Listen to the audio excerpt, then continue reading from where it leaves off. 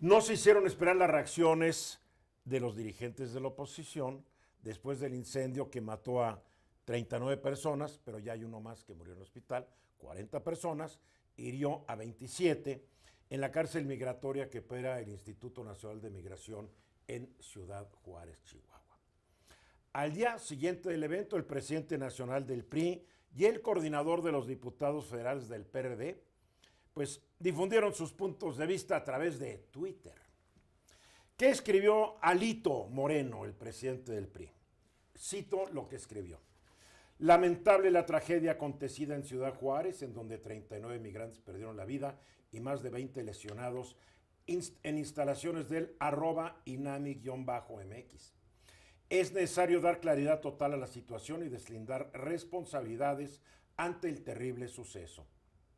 Mientras que Luis Cházaro, el dirigente de los diputados federales del PRD, dijo: la evidencia deja en claro que agentes federales abandonaron a su suerte a los migrantes que murieron anoche en Ciudad Juárez. El titular del @inami_mx debe renunciar al tiempo que se lleve a cabo una investigación independiente y seria. Gato fue el Estado, hashtag fue el Estado. Ese mismo día, el presidente nacional del PAN, Marco Cortés, Marco con K, no olviden, Marco con K, a través de un comunicado señaló que, y cito lo que escribió, ante los videos que demuestran sin lugar a dudas un crimen de Estado en el centro de detención para migrantes del Instituto Nacional de Migración en Ciudad Juárez, Acción Nacional demanda la renuncia inmediata de Marcelo Ebrard, secretario de Relaciones Exteriores, de Adán Augusto López, secretario de Gobernación, y del comisionado del Instituto Nacional de Migración, Francisco Garduño Yáñez. El miércoles, después de un inútil debate de 6 horas, y digo inútil porque ya sabía cómo iba a ser votado la propuesta, los morenistas y sus aliados rechazaron citar a comparecer a López Hernández y Ebrard para que respondieran preguntas relacionadas a este caso. Hoy los de Morena defienden a ambos, a pesar de que pueden ser responsables, si bien no culpables, porque hay una gran diferencia entre ser responsable y ser culpable, de lo que ocurrió, y olvidan la manera en que cuando eran parte de la oposición exigían comparecencias y renuncias de funcionarios de los gobiernos de Vicente Fox, Felipe Calderón y Enrique Peña Nieto. Por ejemplo, ahí va el caso de uno de ellos. Cuando el 11 de julio de 2015 se fugó Joaquín El Chapo Guzmán de la cárcel federal del Altiplán, el entonces presidente del Consejo Nacional de Morena, Andrés Manuel López Obrador, dijo esto en un video que difundió por Facebook. Lo cito. Creo que es algo muy grave, es una fuga espectacular, va a tener muchas repercusiones no solo en el país, sino en el mundo. Por eso considero que es prudente que Enrique Peña Nieto se regrese de inmediato, que se regrese de Francia para atender este asunto y también, hay que decirlo, para no pasar la vergüenza afuera. Chueco o derecho, él es el presidente de México, nuestro país no debe ser el hazmerreír de nadie. Así lo dijo. Y por medio de un tuit escribió esto. Si cuando menos no renuncia el gabinete de seguridad, va a quedar la idea de que hubo complicidad al más alto nivel en la fuga del Chapo. Un opositor de hoy podría decir, si cuando menos no renuncia al gabinete de seguridad, va a quedar la idea de que hubo complicidad al más alto nivel en el incendio de Ciudad Juárez.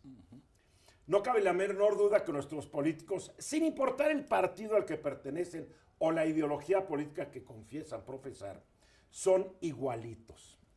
Cuando están en el poder, defienden a los suyos contra sus adversarios y cuando no están, exigen que rindan cuentas o renuncien los funcionarios del gobierno al que se oponen. La mayoría de ellos, hay que decirlo, no son demócratas ni creen en la rendición de cuentas. Y aquí ya estamos viendo, no hay rendición de cuentas. Los responsables, que sí son los secretarios de Gobernación y de Relaciones Exteriores, y más el primero, porque él es el responsable de haber nombrado al director general del Instituto Nacional de Migración y de haber sabido que estaban haciendo las cosas bien, o de haberlo supuesto, ¿no? Pero todos hoy ya sabemos que la Secretaría de Seguridad y Protección Ciudadana Federal dijo que le rescindieron el contrato al grupo de seguridad privada CAMSA, lleno de irregularidades. No se nos ha dicho cómo fue contratado, por qué fue contratado, bajo qué criterios fue contratado. Tampoco nos han dicho por qué esta empresa registraba a 44 empleados hasta febrero.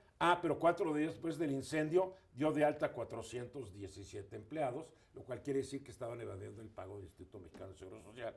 O sea, se están haciendo guajes, como en su momento se hicieron guajes los gobiernos de Fox, de Calderón y de Peña Nieto en escándalos similares. ¿O no, Guillermo? Sí, y hay que partir de la base, primero, sí, es una tragedia, eso no está a discusión. Segundo, rendición de cuentas, los secretarios tendrían que comparecer, fundamentalmente el de Gobernación, porque es un área que depende de él, aunque de manera práctica es un tema que le han encargado al canciller. Pero la ley orgánica Gobernación. dice que Gobernación es quien manda sobre el Instituto Nacional de Migración. Ahora, no lo calificaría como un crimen de Estado en estricto sentido porque no hubo una intención previa de hacerlo. Ante la desorganización, ante el desorden, lo que hubo fue omisiones, lo que hubo fue... Bueno, el gran culpable es el inmigrante que prendió la colchoneta en son de protesta, que la verdad, él no es culpable. Él hizo protesta pensando que iban a llegar a sacarlos. Claro. Ni modo que él hubiera prendido la colchoneta pensando que iba a matar a todos sus y que cuates. se iba a morir él mismo. No, él no se murió. Bueno, pero me refiero a lo que dices tú pensando. Al rato van a decir es que tenía tendencias suicidas. Sí, esquizofrénico. No, la realidad aquí es que crimen de Estado no lo creo. Yo no lo sé porque hay muchas concepciones de la definición. Pero suena muy padre, ¿no? Cuando eres Marco Cortés, Marquito, es crimen de Estado. A ver, Ana Laura. Y es importante analizar un poco la respuesta de estos tres grandes actores, que es el presidente Marcelo Ebrard y el secretario de Gobernación.